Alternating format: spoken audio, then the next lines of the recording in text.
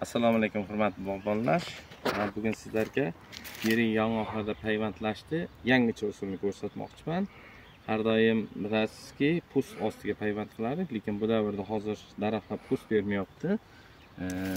Bu payvandni qaysi paytda qilish mumkin? Asosan o'sha fevral oyining 2-15 kunligidan boshlab to aprel oyigacha ham qilish mumkin. Buni aprel oyining oxirigacha bu payvandda davom etilsa bo'ladi. Ko'rib turibsiz, buni hozir biz jarayon tezroq bo'lish uchun kesib oldik. Tepasini kesib oldik buni maxsus o'sha pichoq anaqada, motopellada kesib oldik. Atroflarini tekisladik, yaqinroq. Atroflarini tekisladik-da va mana bu yerdan biz anaqa ochdik. Qalamchalarimiz uchun maxsus anaqa bilan ochdik. Mana shunaqa o'zimizda maxsus keskich apparatimiz bor. O'sha bilan ochib, biz bularni biroz kengaytirib oldik. Va qalamchalarimizni o'shalarga moslashtirib oldik. Mana ko'rib turibsiz. Uchlarini yo'nib, qalamchalarimizni, ya'ni videomizni biroz qisqa bo'lsin deya anaqa oldik. Bu uyma payvand deyiladi. Uyma payvandni yangicha usuli. Endi buni pichoqlar bilan ham tayyorlash mumkin, qilish mumkin. Buni tutish jarayonini %90-95% tutadi bu. Muammosiz, o'sha faqatgina o'sha postlarga to'g'ri olib kelinsa, buni tutishi juda yuqori bo'ladi. Post ostiga payvand qilinganda bilasizki, o'sha yot moddasi kelishi natijasida qalamchalarda ba'zan muammolar yuzaga keladi. Bu bevosita o'sha suyak qismiga o'rnatiladi va tutish jarayoni tez va mukammal bo'ladi. Xo'p.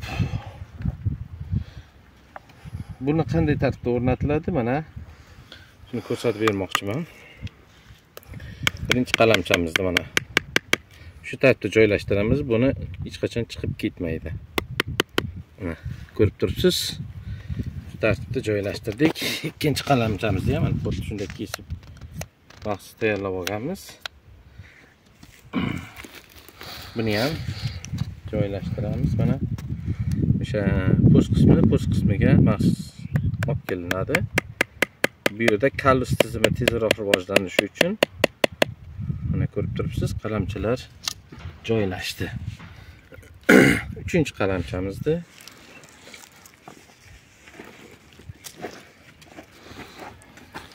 unda aslida qalamchalarni biroz erta olib qo'yish kerak edi. Biz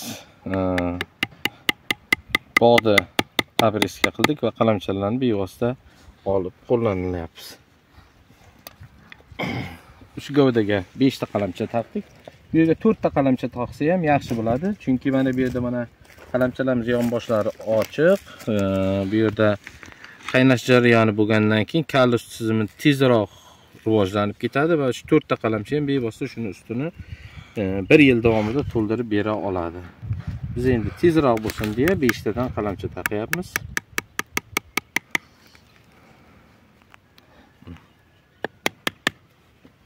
To'rtinchi qalamchamiz. Nihoyat 5-qalamchamiz. Bu biroz kengroq bo'ldi ekan. Mana qisqartiramiz. Bu Turkiyada ko'proq uyma payvand deb aytiladi. Shu uyma payvandni o'zimiz endi yengilroq, qulayroq variantini qilyapmiz. Ya'ni buni pichoqlar bilan o'yganimizda bizga ko'p vaqtimizni olib qo'ydi. Shu tartibda qilamiz.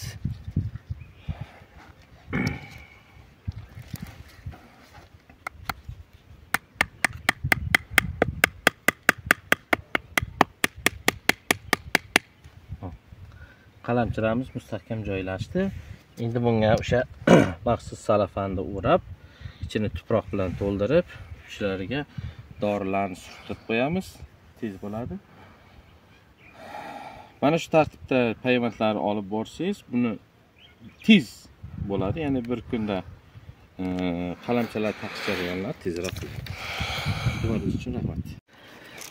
Mana payvandlarimiz tugallandi. Tugallangandan keyin shu tartibda ustini salafan bilan o'ralib, maxsus tuproq bilan to'ldiriladi. Qalamchalarni uchlariga maxsus dori suykalari, hozir suykalgan yo'q. Jarayonlar tugab bo'lgandan keyin, ishlar tugab bo'lgandan keyin hammasini birgalikda qilib chiqiladi. bu tartibda payvand qilsangiz, ishingiz tez va sifatli bo'ladi.